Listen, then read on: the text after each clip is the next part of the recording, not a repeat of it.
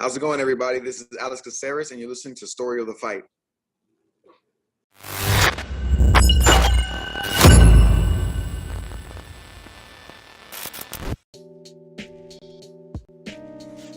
What up, Will? What up? How's it going, good sir? It is going. It is cold. It is chilly. It's a little chilly. I'm wearing the same shirt I wore last night. Hey, it's all good, man. It's all good. Repping it, you know what I mean? Gotta rep the new shirt.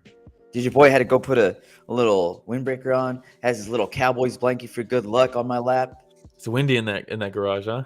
Oh, dude, it gets cold up in this mug. But hey, welcome everybody to Story of the Fight. My name's Jamahal. That's my boy Will. In the background, we have Rich the Casual, our producer. Glad to have him back. Oh my God, makes such a difference, right? Yeah. But this is where we talk all things mixed martial arts. Combat sports. Not just UFC. Sometimes we talk about ONE FC as well. Ryzen, whatever pops in our head. Any questionable actions I might have, as Regen says. But hey, yeah. Welcome. And this is hey, shout out Keith already joining us. I love it. Shout out Regen already on. The shirt Will has on reminds me of Indiana Jones. Dude, that's now the second person. Snap. So it's I didn't even think about that. It's Street Fighter 2, but now two people have said Indiana Jones. And you know what? Maybe I'm fine with either one. I'm fine with Street either Fighter one. Jones. I like it. But hey, Street Fighter Jones. Not to be confused with John Jones hanging out with homeless people on the streets. Yes, man, I wish Rich would have joined us last night, because Rich, being into video games, would have told me whether GTA 10 featuring John Jones in Las Vegas would have been a good idea or not. Whether it would He also would have clowned on you for ordering a disc game for your discless PS5. Hey, let's not talk about that, okay? Let's not talk about that. But hey, yes, if this is your first time listening to the podcast, please like, subscribe, hit the notification bell. Goes a long way. We're trying to reach 2,000 subscribers. We're almost there. We're close, but that would be such a celebration once we do. You know, maybe we'll have like a special event, and I don't know. Who knows? We might get crazy. Hey, but if you don't like watching and you like listening, Spotify, Breaker, Podcast Radio Public, Google Podcasts, Apple Podcasts, Anchor FM, anywhere podcasts are found. Also, social media. Yeah, it's at Story of the Fight everywhere. Instagram, Twitter, TikTok, Reddit, Vero. Just go to storyofthefight.com. Yeah, storyofthefight.com. It'll list everything. Click on all of them. Hit follow on all of them. Subscribe, whatever.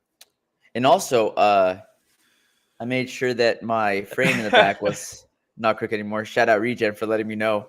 Yeah. And I was like, Regen, 20 episodes later, bro, and you just now bring it up? Thanks a lot, man.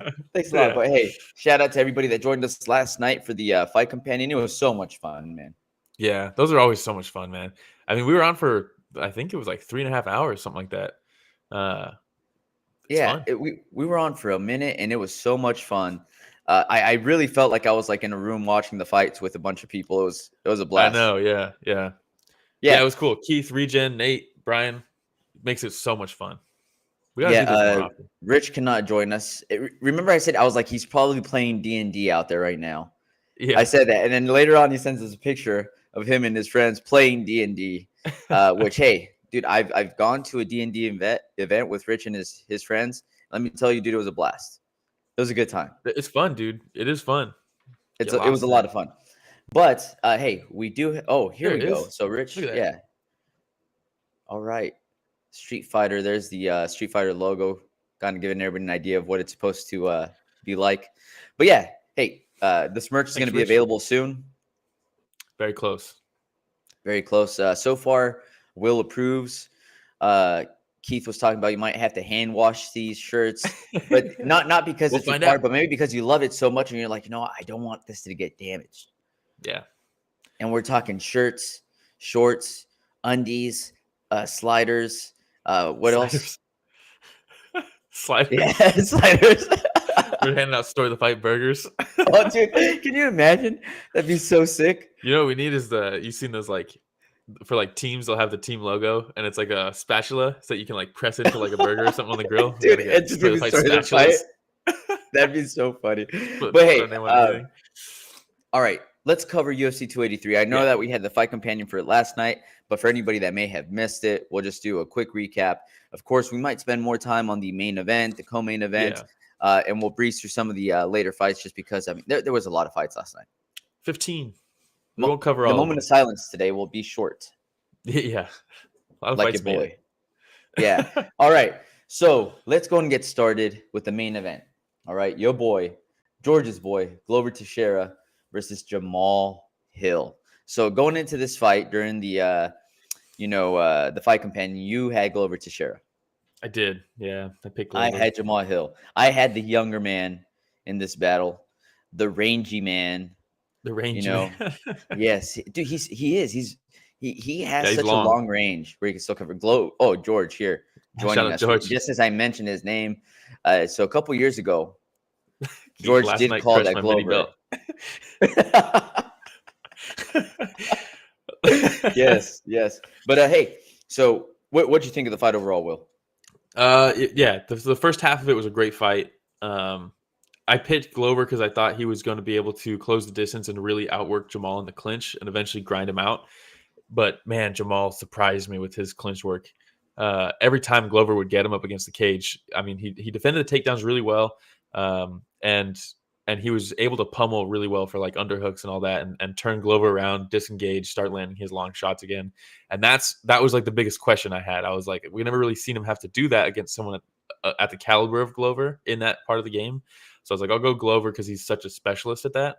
But man, did Jamahal Hill come out. He just completely neutralized that part of Glover's game.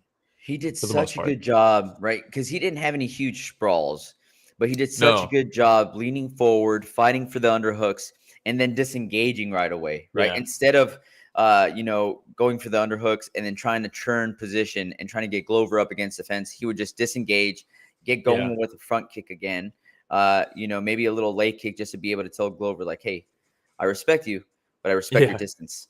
And away a little bit, but then after that, man, you really started seeing Jamahal come alive in the third round. Glover started to get a little more gassed. I don't know if it was gas or if it was just the volume that Jamahal was landing, because we talked about how he wasn't getting in like super long, crazy exchanges. He was really sharp with all his shots, and he'd throw like good combos, like 3 or 4 punches, but he wouldn't stay in the pocket too long. There was a couple times frustrating Glover.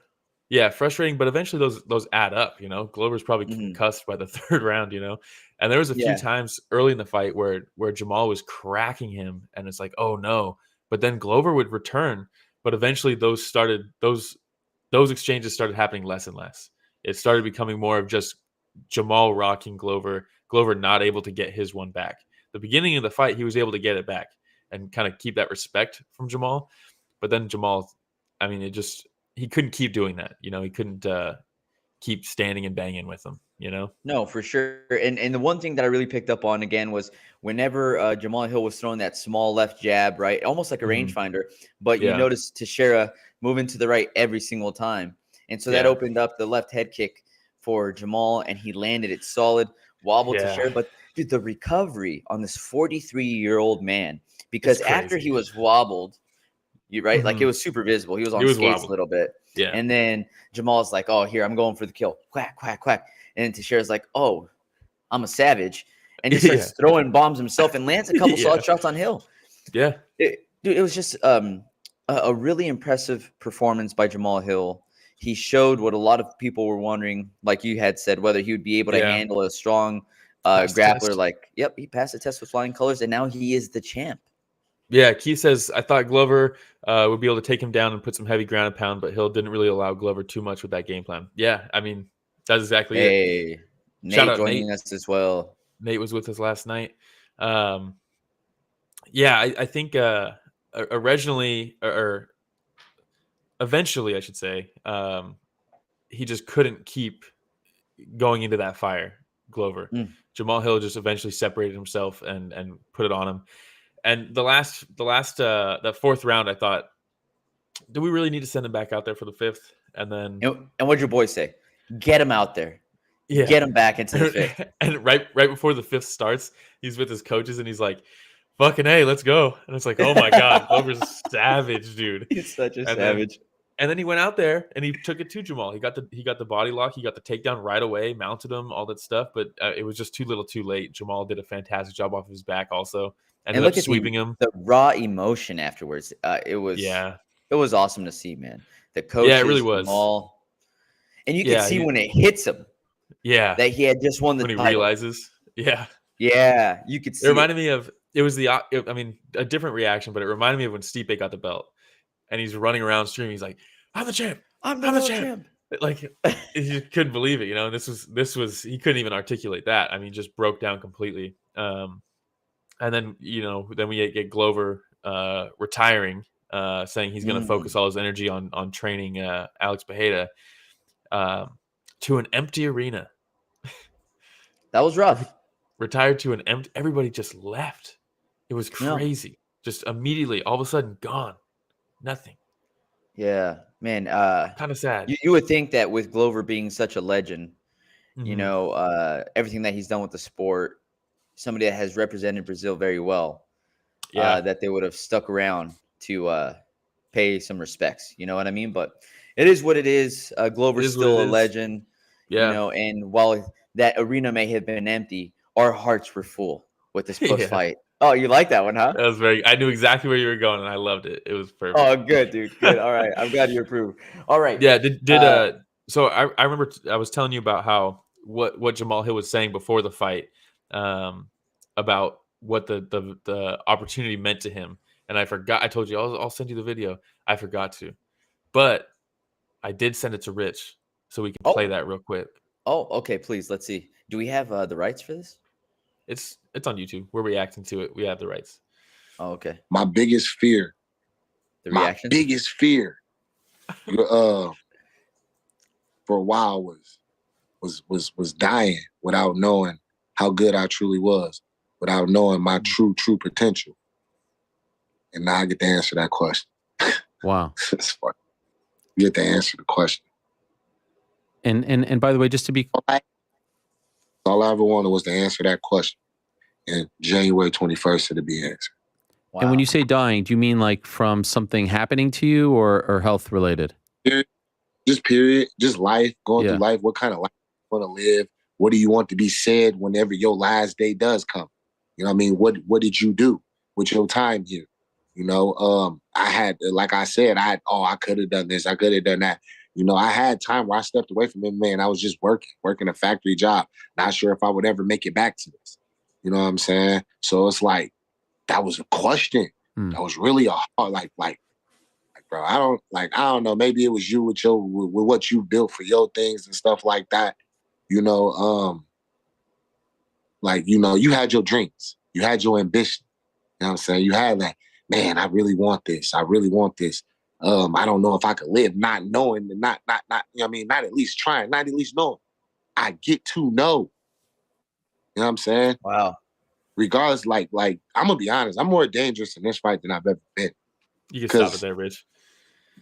That is deep. Damn. That is deep. Dude, when I saw that, I was like, fuck every promo for this fight. That's all they need.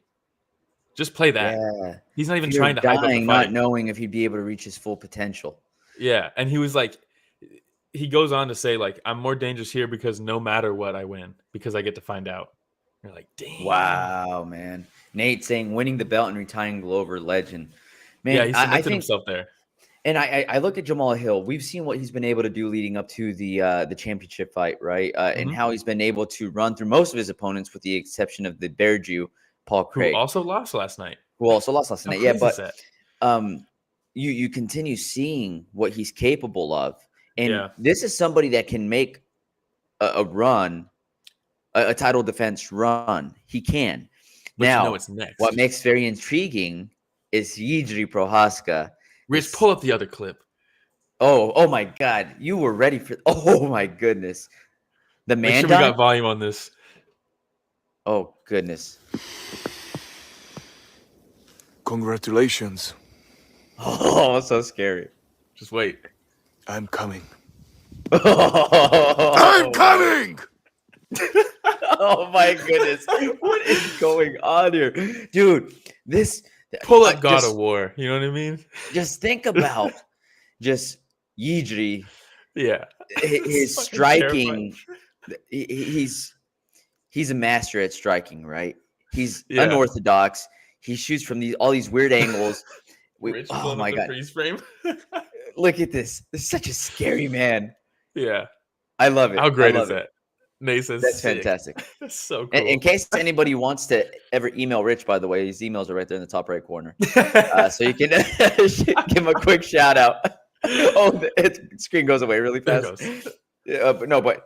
So again, I am super excited of the thought now of Jamahal Hill versus Yuji Prohaska and seeing who comes out on top. That's such a good fight. That's such a good fight. Light heavyweight is back. Look, the thought of this fight honestly gets me more excited than if it would have been a rematch of Glover versus Yuji. Personally. Maybe.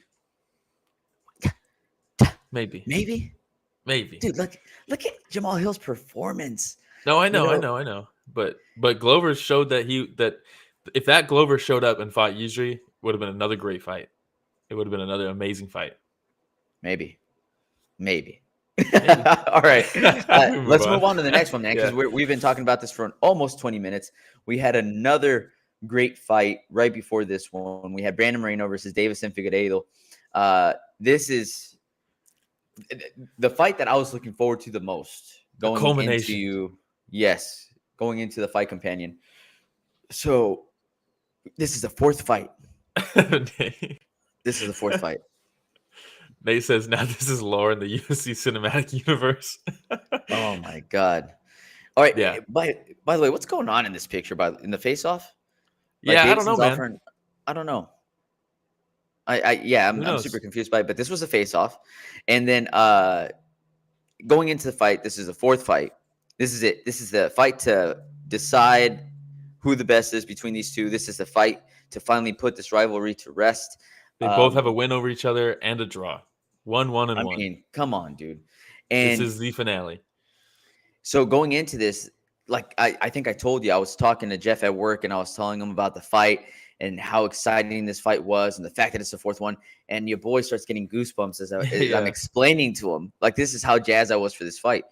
So Brandon comes out. He looks fantastic. He has great footwork going on, right?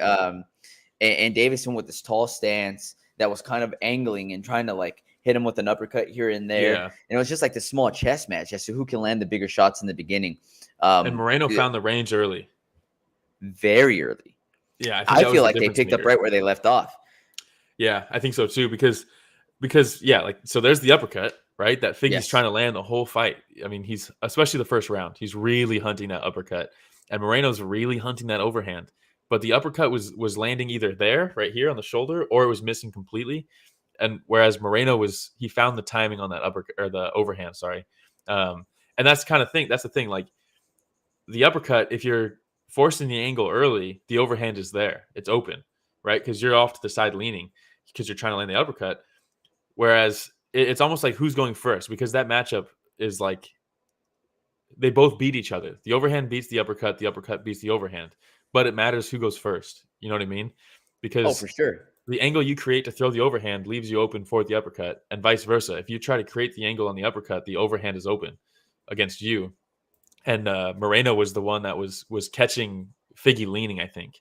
Figgy was leaning a little Moreno bit too look early. Like he's doing the Robert De Niro there? Because he's getting cracked in the throat. Doing the De Niro. Yeah, Keith says, "Oh man, the Brazilian fans dissed Moreno on the way out. Not cool." Throwing food and drinks. But he just laughed. That clip was hilarious of him running through the tunnel, cracking up with his coaches all cracking up too. Like, yeah. So the other thing though is Moreno at the end, right? He says, "Viva Mexico, perros," which is saying "Long live Mexico, you dogs." He yelled out, so I could see why the Brazilian fans might have been a little upset. That being said, there is a little controversy, right? Just a little controversy. Yeah. Where Figueiredo in his corner was saying that he got eye poked. Figueiredo was calling for the ref to put a little pause on the fight because of an eye poke. Now, the replay shows Moreno lands a solid left to Figueiredo's right eyeball. Landed like this, though, with the side of his hand. Yes. And then as Figueiredo stepping back, Moreno steps forward with an open palm and kind of shoves him away. Right. I watched this again, slow motion replays. Doesn't seem like any fingers got in any eyes. It almost seemed like he was just kind of pushing him back a little bit. Screamed off on him. Yeah. So I don't think that was a cause. The punch for sure. Yeah. Was what caused that. Figgy acknowledges that now, that it was a punch and it wasn't an eye poke. Yeah. So props to And him then for that. The respect at the end, which they've shown respect to each other before. I know that leading up to the fights, a lot of times Figgy starts getting a little crazy. Yeah. He didn't have Triple C in his corner this time, which means he wasn't as cringe as the last time, but it was another good fight. Hey, Figgy, as you see here, thanks for putting the picture up, Rich, caught Moreno in a nice guillotine at one point that seemed pretty tight. And he had the leg entanglement at the end of the first, which Moreno almost gave into. He sat back and almost gave him the leg. Luckily, he was able to get out of it. I say luckily because I was clearly rooting for him. But but outside of these two positions, Moreno, I mean, he was on point, firing on all cylinders in this fight. He looked so good. Everything he was doing. Says Moreno was on point all fight. Amazing performance. Yeah. I mean, really, you really notice, good. A little bit of a difference in the stance too, Will. Like you and I were talking about how you wasn't doing that. He walks up, he does this with his hands, open palm, and his elbow's almost like connected at the hip, and he hunches over a little bit, and that was his guard, right? He wasn't doing that much this fight. It was more of a high guard that he was coming in.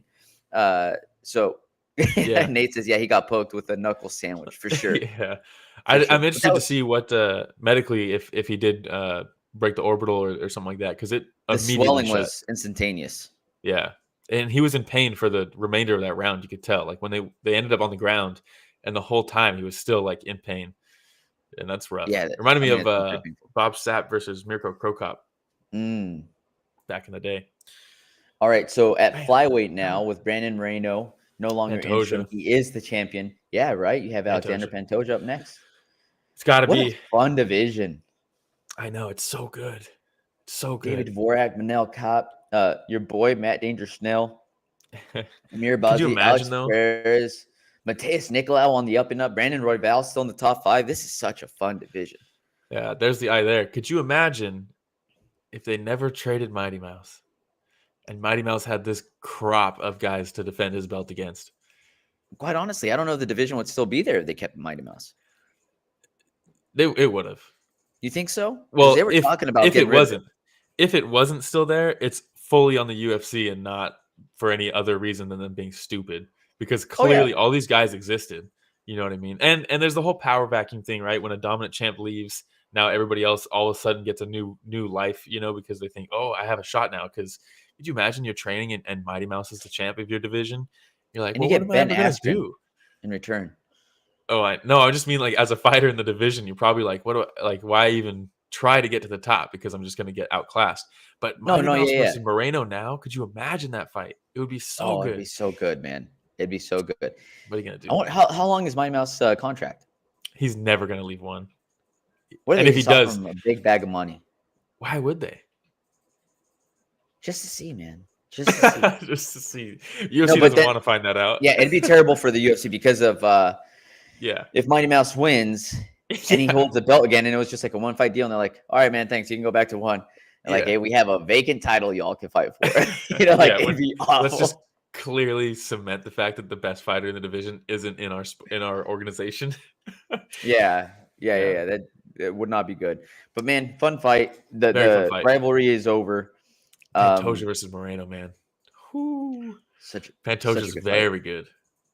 Pantoja's very good. All right, let me see. Are we ready to move on to the next fight? Yeah, Nate says they should just do crossover style and have a new belt they create. That would be so sick. Could you imagine? It would be. That would never happen. Damn it, Dana. Get your shit together. Yeah, for real. In more than one sense. Yeah. All right. Yeah. Before that, we had Gilbert and Dana having a dick swinging contest. But Gilbert Burns versus Neil Magny was on here as well. Neil Magny, the crafty veteran, versus Gilbert Burns.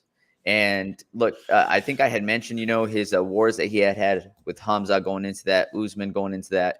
But the fact that this guy is a world-class jiu-jitsu practitioner, one of the best grapplers, MMA grapplers in all of UFC. And so, we're literally talking about this before the fight starts and what happens. Yeah, I mean, he immediately, well, they kind of had like a feeling out process, right? But then right after that feeling out process, Gilbert Burns just gets the body lock, picks him up, slams him, and then just works it. I mean, look at that. Just So perfect. And Neil Magny has fantastic takedown defense. It's not like Very he just good. went out there and did this to some like striker only, you know? And then he gets on top, and his passing, I mean, god So damn, dude. smooth. He's moving left and right, and then he goes left fully. He like commits to left. And then you think he's committing to moving right to pass over the right side, but actually he's going left, and then vice versa. Then he switches over to the other side, sets up the arm triangle. I mean, just methodically. I mean, it was a like, this is, you could use this as an instructional video. You know, all he needs to do is do a voiceover on this fight, and he can sell this. You know what I mean? He can for sell sure. this to people. Now, I know that Neil Magny, we talked about this last night, right? Very well-rounded fighter. You want to hear some of the names that he's lost to? Yeah, that he's lost to. great, Listen, Will. Okay, listen. And you tell me what they all have in common.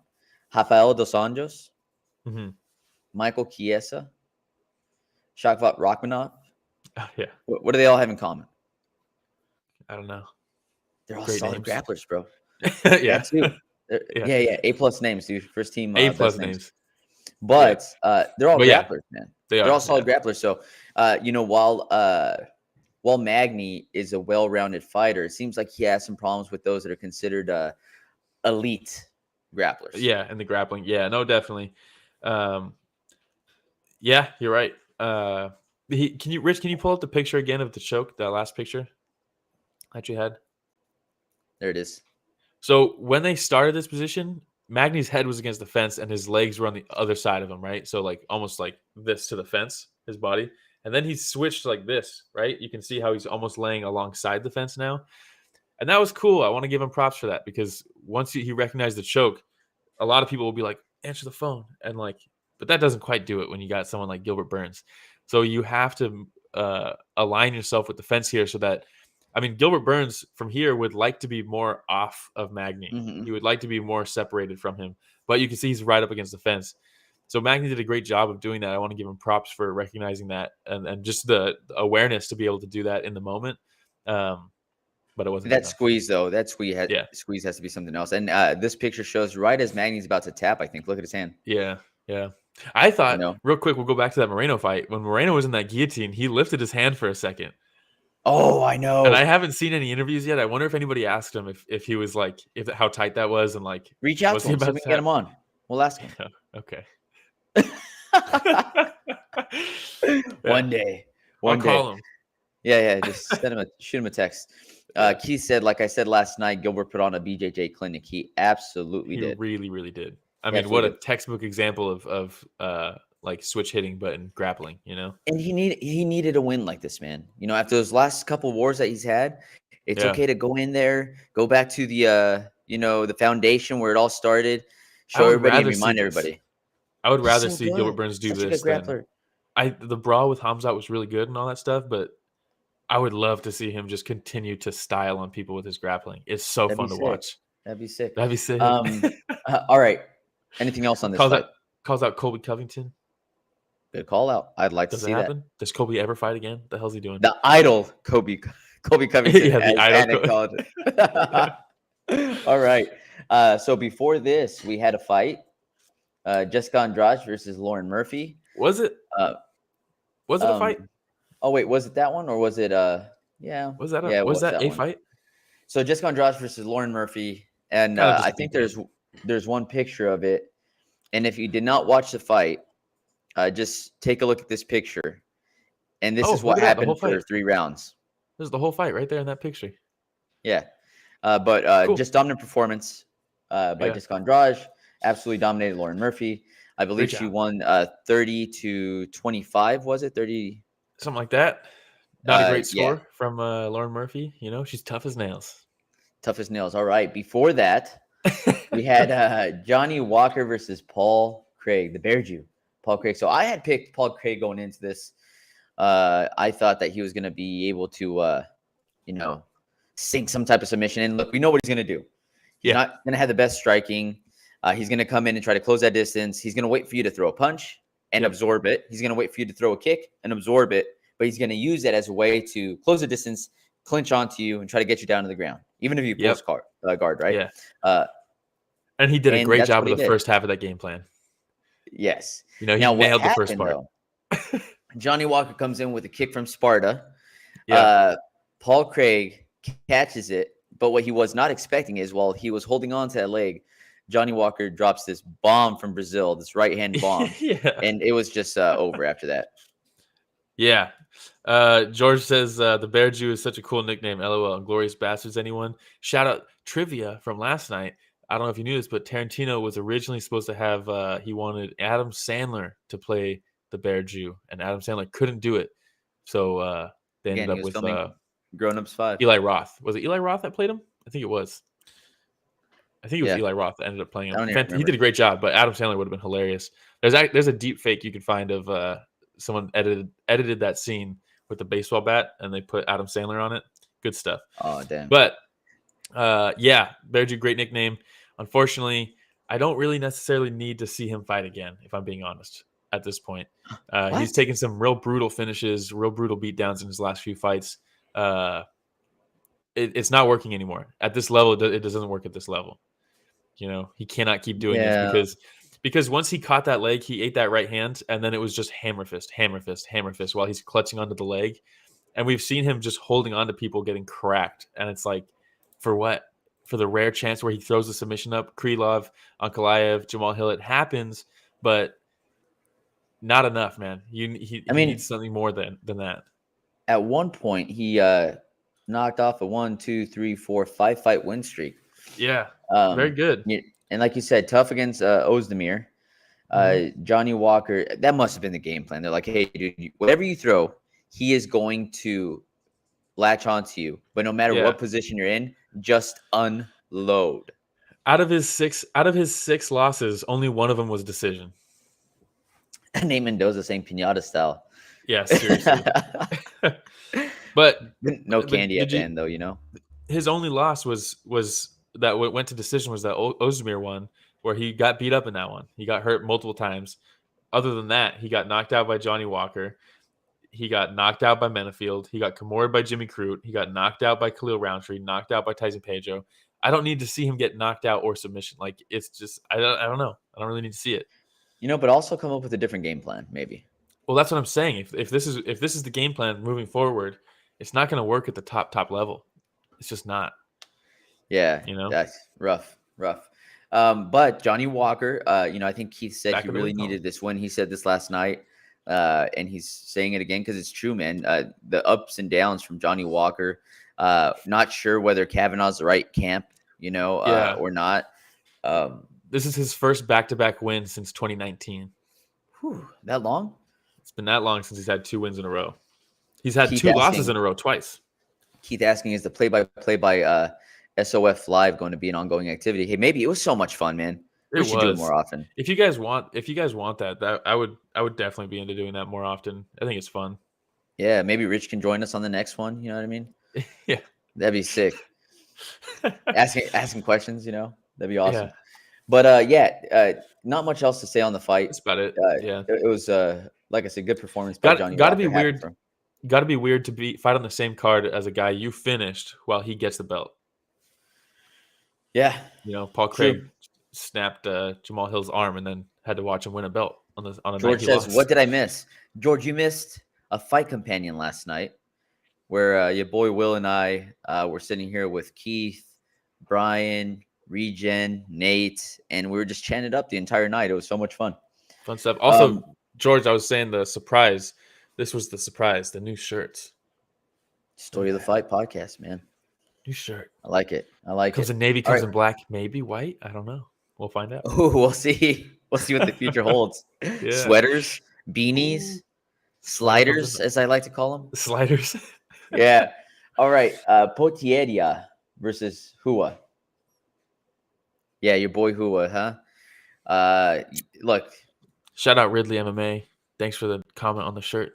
They will be for sale soon. Hey, shout out Ridley. Nate saying give one to Shatri so he invites us over to Denver.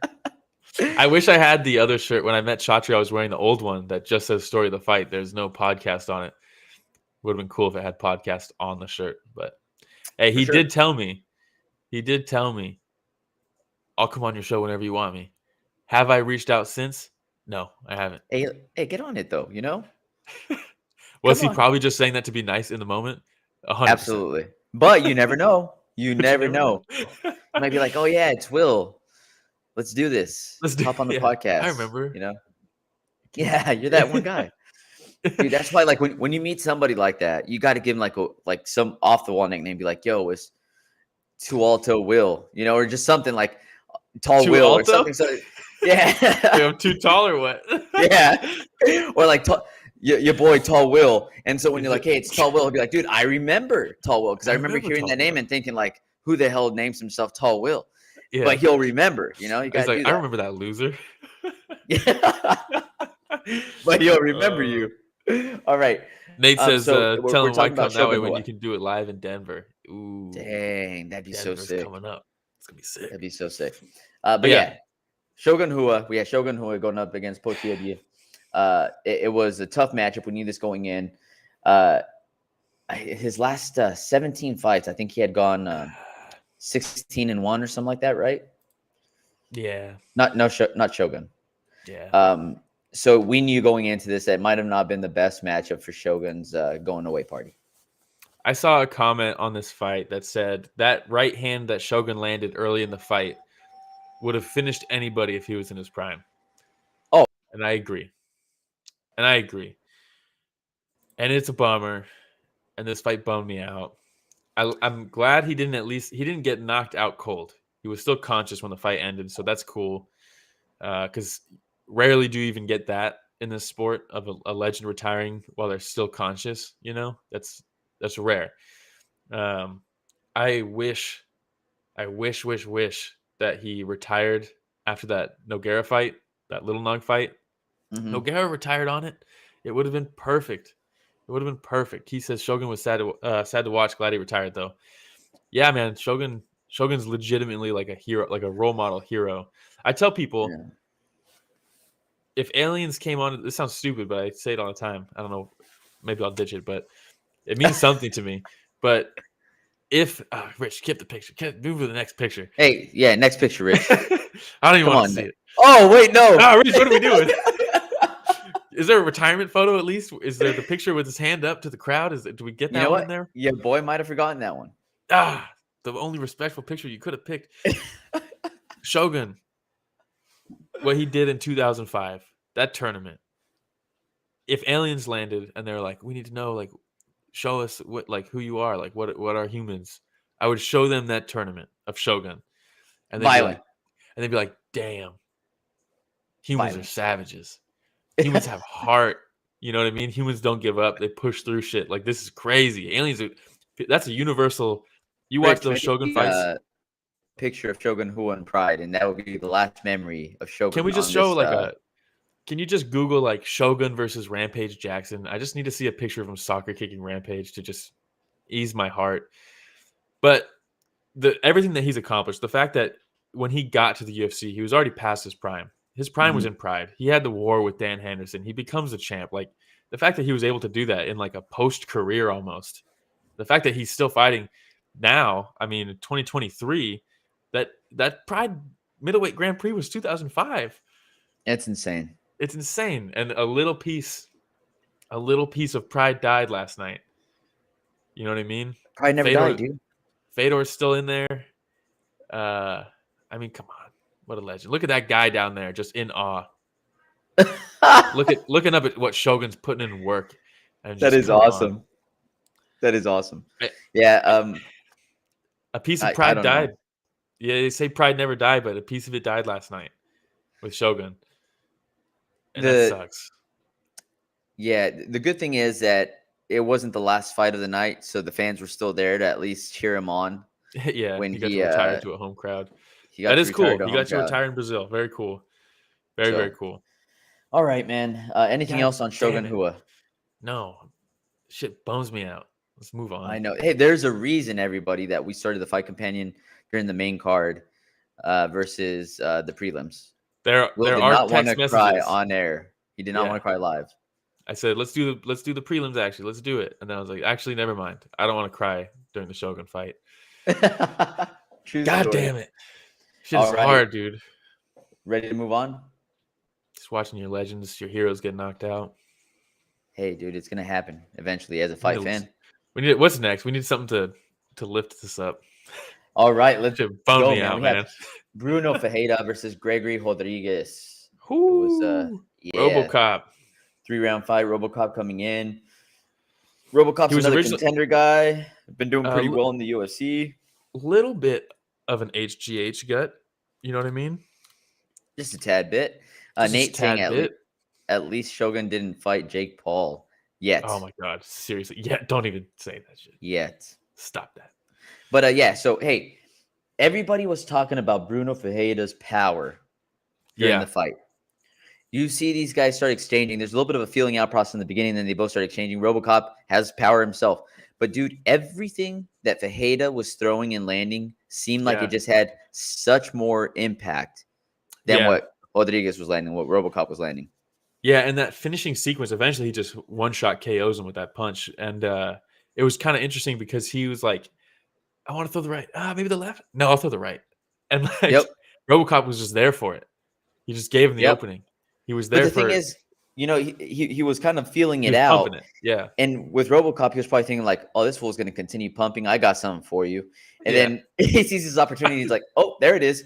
Yeah. Dude, a short left hook, really short, right on the button, out.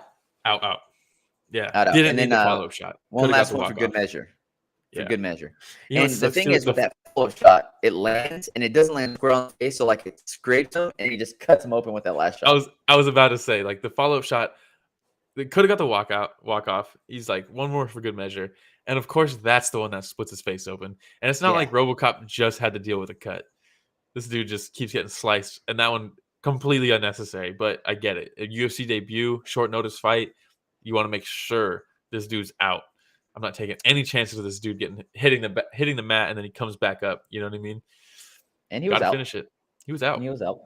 You know, so man, setback for RoboCop. That's a bummer. Leading up to let me see, all the way up through Gilbert Burns, it was a decent night for Brazil. You know, like I know that Shogun Rua had lost. Brunno Ferreira comes in, debut, and you know, showing hey, Brazil has some fantastic fighters. You want to move on to the one before that? Yeah, I mean that's pretty much all there was in that fight. Yeah, some more Brazilians going at it, Brazilian on Brazilian grind, and Thiago Moisés versus Costa. Yeah, Costa coming in hyped. Yeah, I don't think I've ever seen somebody as hyped during the Bruce Buffer announcing. He's like on the mic with him. You can hear him screaming into the mic. He does the intro with Bruce Buffer. They like duet it. And then Thiago Moisés was like, "Oh yeah, first time here," and then went to work. Moisés looked so good in this fight, man. Dude, you think about it. Thiago Moisés 17-6, dude, 23 pro fights. You forget like just how long this guy's been doing it. Yeah, and he had to deal with a little bit of adversity in the first round. Costa was coming out a little wild, trying to get him out of there quick, I think. Moisés, though, he's just durable. It's a big win if you get a. I know Moisés, like you said, has 6 losses, but like his losses are very good losses. You know, none of those. Yeah, Benio Dariush. Yeah. Islam Makhachev. Ever heard of that guy? Yeah. Yeah. I mean, he loses to the best. You know, so 2 wins in a row, both by rear naked choke. Yeah. Yeah, Joel Alvarez, come on. Ismagulov, Dariush. I mean, come on, dude. You know, what was really impressive, though, was Costa's ability to defend the submission in the first round. Yeah. Oh, definitely. Yeah, definitely. I was impressed by that. Mm-hmm. Yeah, because Moisés is a finisher. Costa. Yeah. Key says it was a decent night overall for Brazil. For sure. It was a decent night overall for Brazil, for sure, last night. I said bad night for Brazil, but just for the championship fight. Yeah. They lost both belts. It is what it is. That's tough. In the words of Max Holloway, it is what it is. That's what it is. Before that, we had another Brazilian win, Gabriel Bonfim. Dude, these brothers. Mounir Lazzez. These Bonfim brothers. Oh, my God. What a night for them. Scary. Good debut.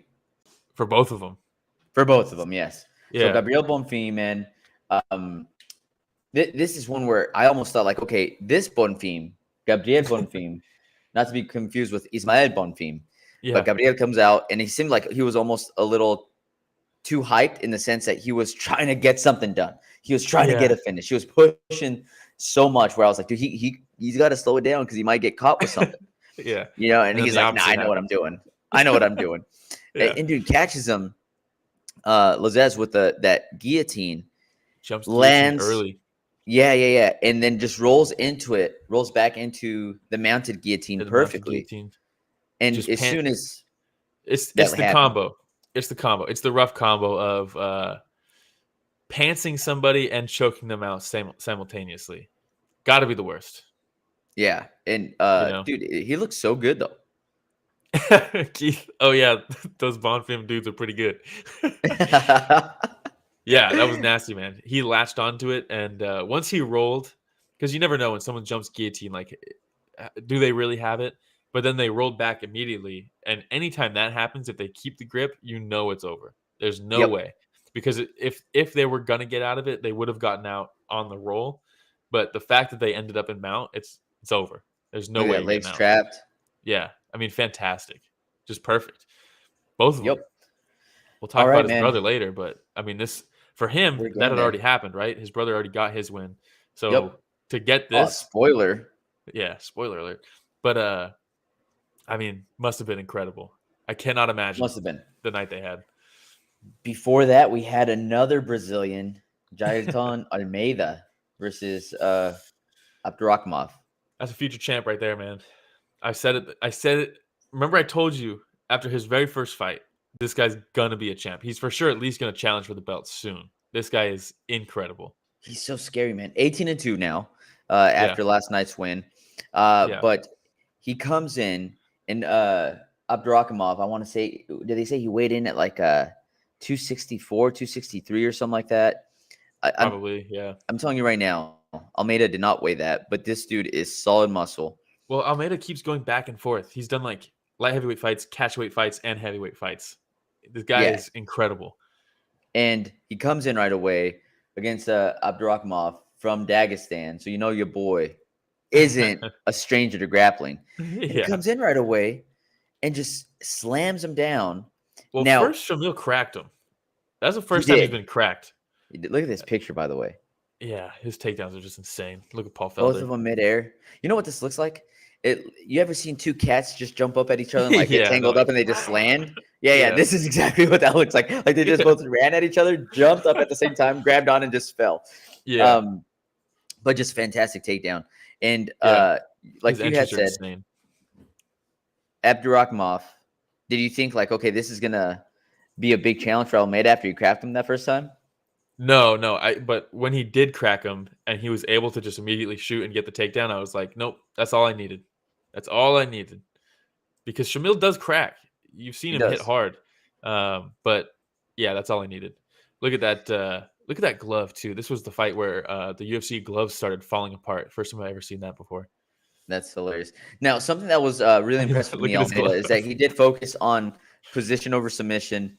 He was very conscious because Abdurakhimov was doing a good job of getting into difficult positions where it looked like he was about to get up. Mm-hmm.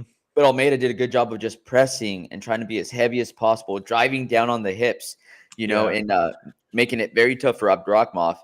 Going into the second round, you could see that the resistance was a lot less from Shamil at that point. He was exhausted from having this massive man on top of him. And that first round, Almeida didn't throw too many bombs. He didn't land too many shots from up top, but he did enough to make sure that Abdurakhimov was getting drained that entire time. Yeah. Beautiful game plan. Yeah, I mean, go back and watch all his fights because this is going to be one of those guys that his run up to a title fight is going to be nuts. Nate says gravity playing favorites. Yeah, sure. I mean, once he gets his title shot, they're gonna have like some type of thing where they're like, look at his path to the title, and it's gonna be insane. I mean, the stuff that he's doing is just, I mean, this was the first time he's dealt with adversity, and it was one punch, and it was basically it's a non-story. It didn't really affect him at all. He took a clean punch and then just continued to do what he's done to everybody else. Everybody's talking about what Hamzat did because he never got hit, all this stuff, but Jailton is repeatedly doing that. This guy is terrifying. I don't know. I mean, And I he's think somebody that could continue bouncing back and forth between 205 and I was heavyweight. about to say he could be a champ at light heavyweight. He could be a champ at dude. This guy they need to get him to the top because I want to see him against these top guys really, really bad. You know, Him it's good versus to Jamahal, see. him versus Yitri. I mean, this guy has a path to be a champ. I think he probably beats both of them, if I'm being honest. Yidri he does. included? Oh my God. Breaks my heart, but it's good to see DC's reaction time still there. When Jailton pretends like he's going to go for the pick, for the yeah, and that was DC's like, hilarious. oh, whoa. Dude, it was so good, man. Yeah. So good. All right, and we're going to post-fight interview, he gives credit to Felipe, right? And they're like, get him back in the UFC. And the UFC's like, he tested positive like twice. What are we? No. That's so funny. Before that, we had Stammen versus Lacerda. We're going to go and skip that fight just for the sake of time. Yeah, we're already at 50 minutes. But we are going to cover Ismael Bonfim versus Terrance McKinney. Terrance McKinney is one of those exciting fighters, but we have seen that he can leave himself open. Yep. He is a counter striker. He's somebody that tends to wait, right, for you to throw your shots, like he did against our boy Ghost Pepper, right? But he can get cracked. But that's the thing. He didn't do that this fight. He wasn't counter striking. It's like he was getting caught a couple times, and then he was trying to force it to get one back. And then that was leaving the openings for him to get countered. I think if he just stayed more patient, he would have been able to counter Bonfim, but he was just trying to push it a little bit too much, I think. And Bonfim just looked like a damn world beater in this one. Well, I think some adjustments are going to have to be made after this because what I've noticed, I watched this fight. I watched this fight this morning. And the biggest thing that stood out to me is he seemed uncomfortable fighting somebody else that was willing to sit back and not engage first and not blitz first. And being a counter striker, and you go up against somebody that's like, you know what? I don't mind waiting and picking my shots. And then it kind of seemed like it made him a little uncomfortable. He's like, I'll go first. And then he'd go first. Yeah. And then, boom, he'd get countered. Yeah. When you look at someone like Anderson Silva, where when people weren't engaging, Anderson's like, fine, cool, I'll wait till you go. And it made for some boring fights sometimes back in the day. But it didn't seem like Terrance was willing to wait. No, he was not. He was trying to get one back. Like you said, I think that's a good call. I think maybe he was a little bit uncomfortable waiting. But man, eventually everything he was throwing was getting him hit every single time. He could have just maybe just went back to like a jab or like something simple like that. That's quick to keep him away and not leave himself so open for the return. But yeah, I think Bonfim looked incredible. He made the read for the knee because eventually Terrance McKinney kept on ducking hard. I mean, going into this position here, he kept doing it to try to avoid the counter shot. And Bonfim was like, cool, I'll just throw the flying knee when you duck. And I mean, it was clean. Killed him. And you love fighting, man, when you get kneed in the face and all you can do is smile. you know you love fighting. But this was a walk-off KO for Bonfim, man. Killed him. Just face first, down on the mat, right? Down on the canvas. And that was the delayed, slowly falling back forward like an AT-AT in Star Wars Empire Strikes Back. Ramiro, I don't know what that means. Seen it. I do not know what that means. But yeah, an it was it's a big vehicle that has guns on the front, and when they kill them, they like fall forward on their face. Oh, is it the things that look like giant metal dogs? Yeah. Okay, I know what an AT-AT is. Yeah, you seen them fall. You saw one fall last night. That's hilarious. Regen says, "Come on, bro." I've never watched Star Wars. I don't know what to tell you. Yeah. I just never had the urge to watch Star Wars. It is what it is. What are you gonna do? But I watch UFC every weekend. Yeah, I started watching ONE FC. Right. I know. Yeah, I see what you're doing, Rich. Come on. Oh. Okay. Yeah. See, that's like Star Wars. This thing looks like a giant dog. Oh my god. I don't know who that is. They look the same. Yeah, that was a nasty, man. I feel bad for McKinney on that one, if I'm being honest. Yeah. But again, man, I think back to the fight with Story of the Fight alum, right? Where he's going through. Happy birthday, by the way, Ghost Pepper. Happy birthday, Ghost Pepper. Where Ghost Pepper goes through and he's blitzing. Ghost Pepper's going through. He landed a shot or two, but he sat back, man. And he was able to catch him with those counters. And it's just when I take a look at, I'm more impressed with Ismael Bonfim because I feel like I got to see more of a strategic game plan leading up to that finish. Yeah. Again, Gabriel Bonfim came in and was like, dude, my brother got to finish. I got to get a finish. We're both here in Brazil, and he got a finish, but he looked like he was just like more wild. Yeah, no, definitely. Ismael Bonfim is, I think, a little bit more refined, and I'm very excited to see what he does next. He looked really good. Hey, those are all the fights we're going to cover. Is Rich going to cover the administrative stuff now, or who's going to cover it? I don't know. Regent says, you keep hanging around us, you'll be fine, Ramiro. We'll teach you all the things a man needs to know. Thank you, guys. I appreciate it. That story of the fight fam. Story of the fight fam right there, man. That's what I'm talking about. So maybe I need to watch. No, you know what? I watched half of one Star Wars. And it was when what's his name was a kid. Anakin? Yes. Yeah, the one that most people say you can't skip. Oh, really? Okay, well. I like it. It's fun. Hey, Nate. Shout out to Nate. I haven't seen Star Wars either. All right, Rich, are you going to be covering the admin stuff, Rich? Or who's covering this? Maybe we should have talked about this before we started the podcast, huh? Yeah, probably. But yeah, I don't know. There it is. That's it. But I guess you're going over it. Oh, well. Okay, so Thiago Moisés was supposed to fight Guram Lazzez. Lazzez got injured because, of course, he does. He gets injured more than he fights, and it's a bummer because he's really fun to watch. Brad Tavares versus RoboCop would have been very fun. Instead, Tavares had to withdraw, and Ferreira came in and starched RoboCop. It's always a bummer when someone takes a short notice fight and then loses to the guy who took it. Yeah. It's like they also took a risk. Brad Tavares, he's no slouch. No slouch. I wonder I don't remember why he withdrew.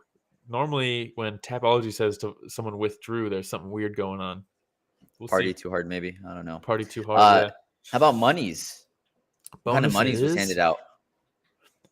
Let's see. Performance of the night: Ismael Bonfim and Almeida both deserve that.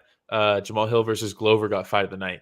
I would have liked to see Moreno get a bonus too, because I think going back and looking at that fight in hindsight, I mean, he outclassed him. He looked so good. But what are you gonna do? I would have also liked to see Gabriel Bonfim get a bonus. Yeah.